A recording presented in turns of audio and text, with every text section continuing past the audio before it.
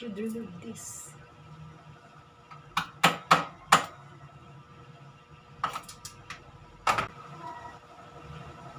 See that? That should be removed.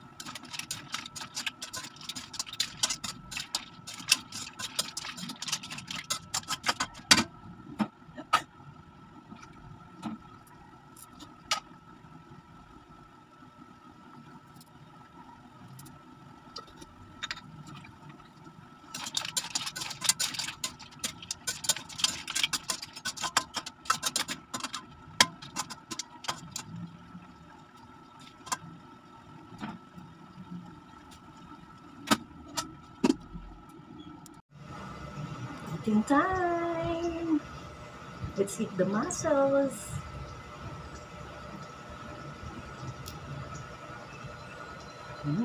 Yummy! Oh. Yum.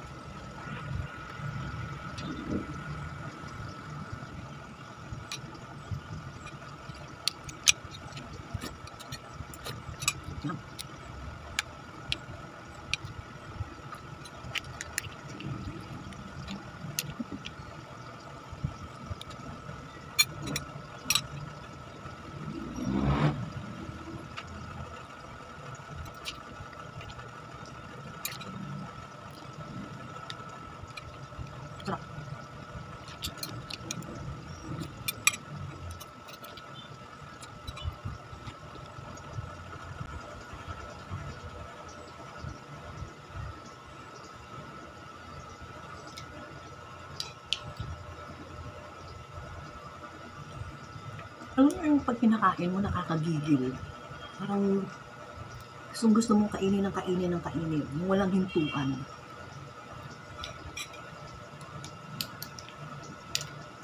Bihira lang akong kumain nito, parang ang tagal ko nang hindi nakakain nito. Matagal na talaga, hindi ko matanda, basta matagal na. Sarap.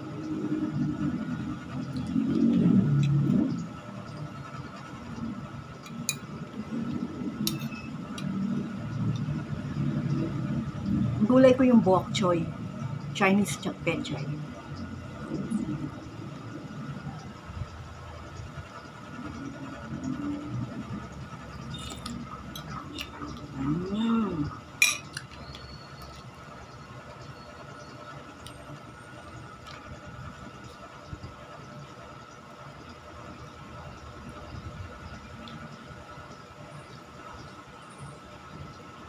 Pwede din kumain ito pagka paminsan-minsan.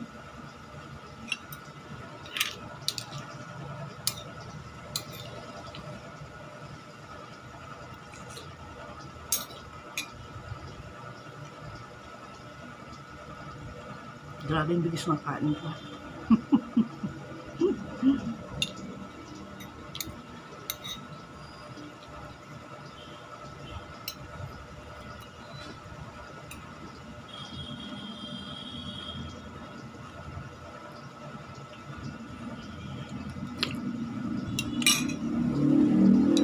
Sakto, hindi ko naman ito nilagyan ng tubig. Usa na lang siya nagtubig.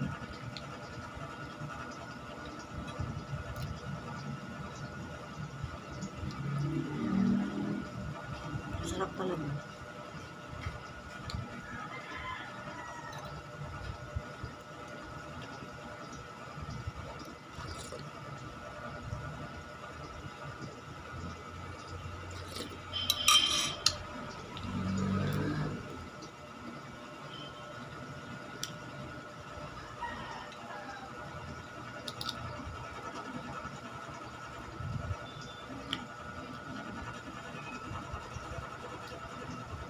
Konti lang naman binili ko eh, parang half kilo lang.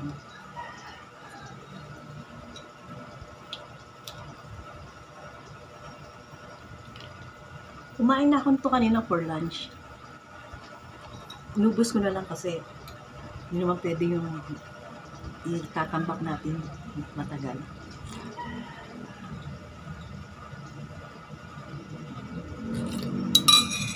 Done. See? Yum.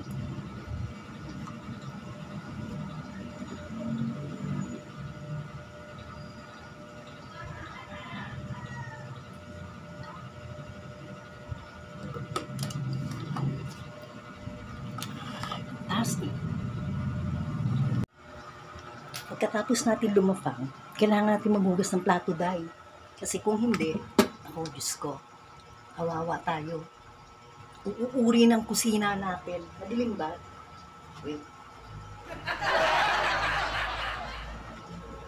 Ang hugas ng plato dahil.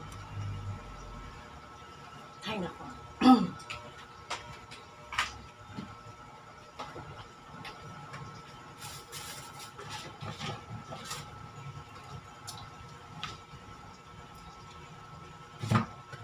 Ay.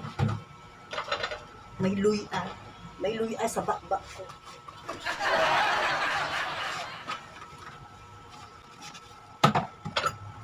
Hugas-hugas plato. Hindi ba ako naghuhugas ng plato yung pagkatapos kumain? I mean, iipon ko muna. Sayang ng sabon. Hindi rin ako bumibili ng... Kasi bumibili na ako ng sabon. Yung liquid na sabon, hindi na yung pangunahing brand. Bumibili ako yung nire-refill na. Ito. Bumibili ako ng sabon na nire-refill. Yun. Ay, tumulo. Kaya, para matipid. Kasi pagka yung sachet lang na binibili ko na kilalang brand. So, maya-maya na, ubus na. Mahal pa naman. Kailangan natin magtipid. Kasi pag hindi tayo magtipid, so kawawa naman yung naghahanap buhay. Busog ako. Nabusog ako dahil. Yan.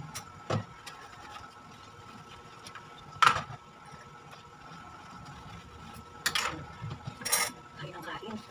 Diyos ko. Kain tayo ng kain. Talagang huwag tayo magtaka kung bakit tayo nananaba. Hindi naman ako laging nagluluto. Magkataong nagluto ako ngayon kasi gusto kong kumain ng tahong. Gusto kong kumain ng tahong. Kaya nagluto ako ngayon ng lunch ko. Usually bumibili lang ako ng mga lutong ulam dyan. Kaya na isa lang naman ako. Pero kung may gusto akong lutuin, nagluluto ako. Namamalengke ako. Pero may mabaho. May mabaho.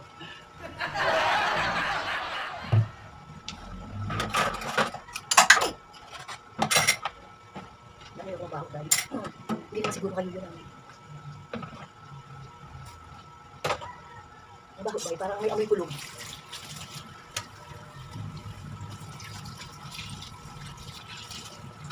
So, bali, ganito lang talagang ginagawa. So, walang talagang gagawin. Ganito lang. Daily, manonood-dood lang ako ng mga palabas sa YouTube, mga paborito kong mga pinapanood. Sorry.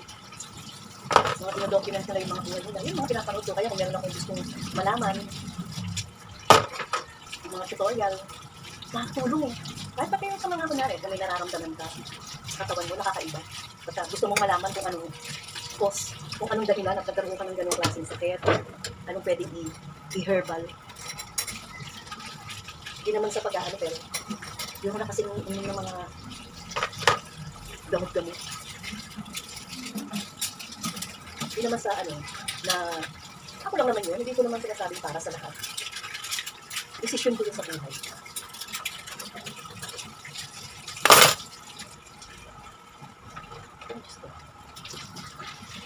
Kasi ganito lang gagawin natin daily na. Kung ano-ano lang, kung agsipan, kasi wala naman tayong trabaho. Palamunin lang tayo. Palamunin lang tayo. Pero para kahit paano may pakinabang ka naman, syempre kahit paano magagawa ka naman dyan. Diba? Hindi naman porque wala ka nang gagawin.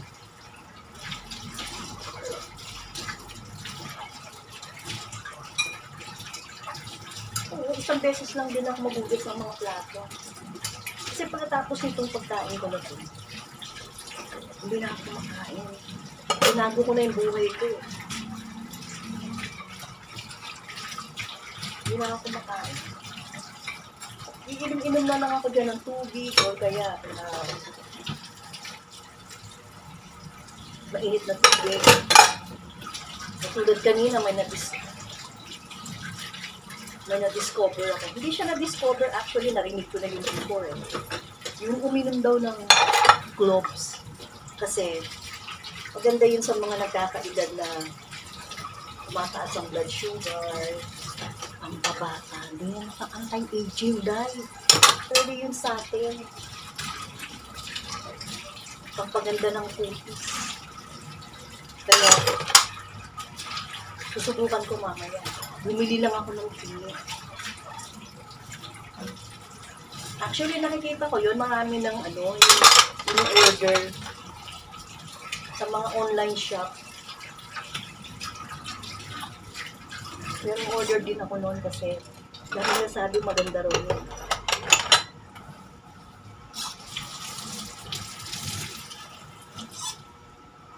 Kaya iinom ako noon, subukan ko mamaya. Saka matipid kasi mga 2 piraso lang pwede mo. Okay na yun sa isang tasa.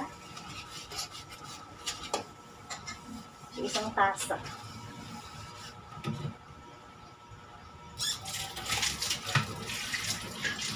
Gusto ko munang subukan, parang subukan ko muna. Kasi hindi pa naman natin alam. Ano yun eh, some kind of spices, parang inamoy ko kanina, parang siyang amoy some kind of Chinese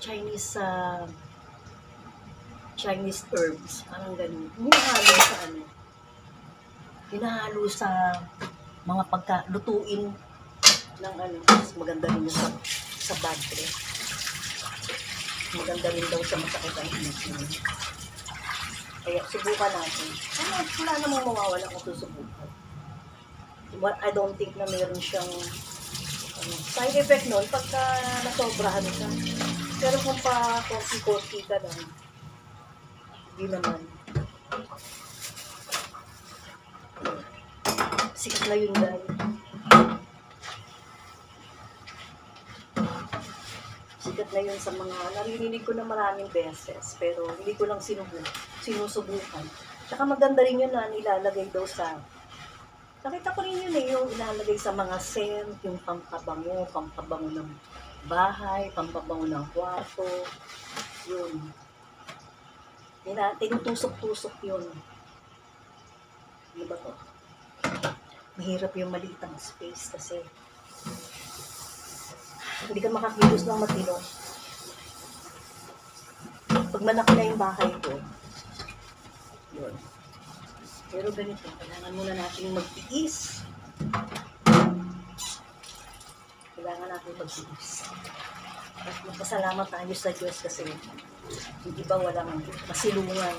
Tayo kahit nagre-renta lang. At least meron tayong masisilungan.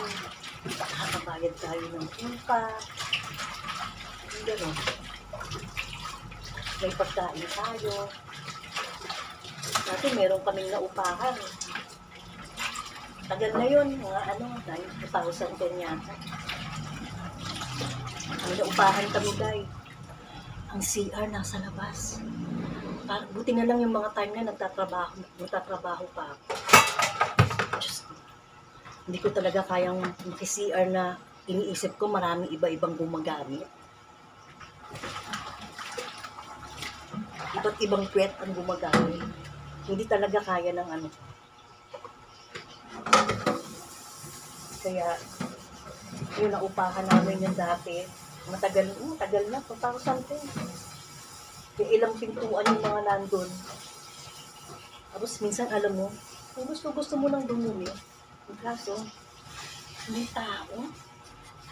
Namimilipit yung kanto sa ano, gusto ko lang dumumi. Kaya minsan, hindi ako nakauwi doon. Kung uuwi man ako, kinabukasan, papasok ulit ako.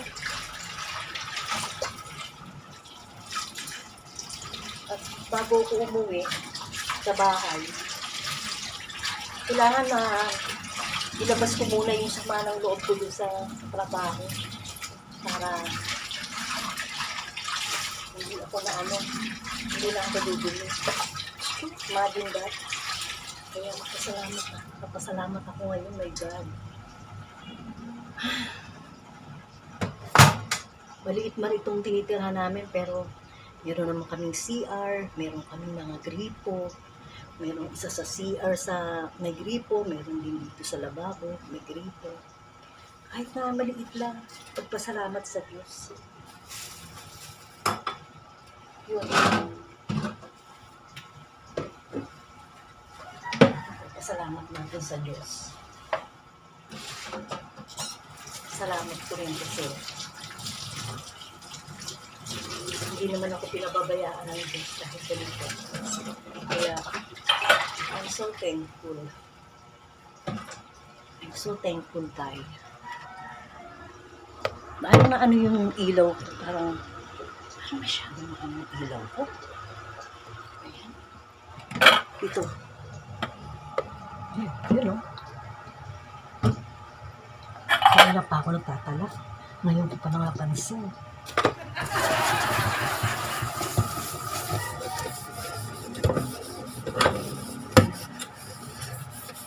Alam nyo, nung may asawa pa ako, may kwento ko tuloy. Siyempre, nung may asawa pa ako, may mga kasama naman ako sa bahay. Hindi naman ako masyadong bago. Sinusupervise ko na lang.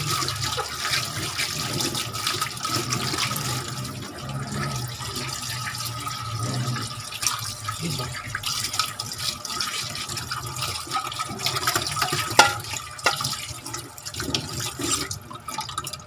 pastilan. Hindi naman mabigat itong ginagawa ko. Pag nagkakaedad ka na, parang nakakapagod na. Konting kilos mo pa lang, parang nakakapagod. Pero okay pa naman.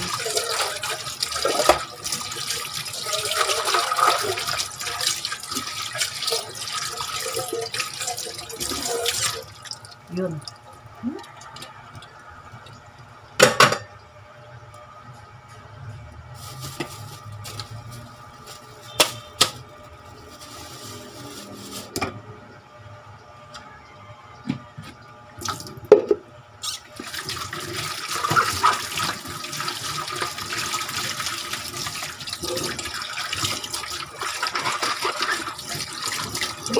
Bihira lang kasi dito umuwi yung kapatid ko. Siya yung umaalala sa akin.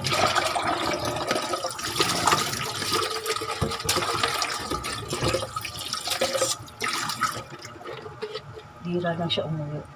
Minsan sa isang linggo, isang beses.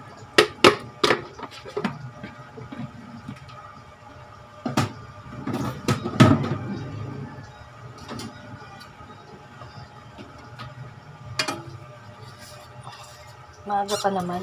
Parang wala pa yatang alas 5 ng hapon. Gusto ko kasi pag alas 5 na, alas 6, hindi na ako makain. I've been doing that for parang 2 weeks na. Sa gabi ayoko nang kumain. Medyo lumulobo na tayo at kailangan na natin bawas-bawas ng timbang. Pumayat na nga ako, di ba?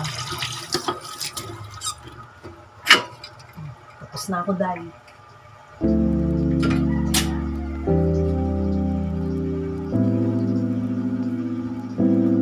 Hindi ka pala. Pupunas na wala ako dito.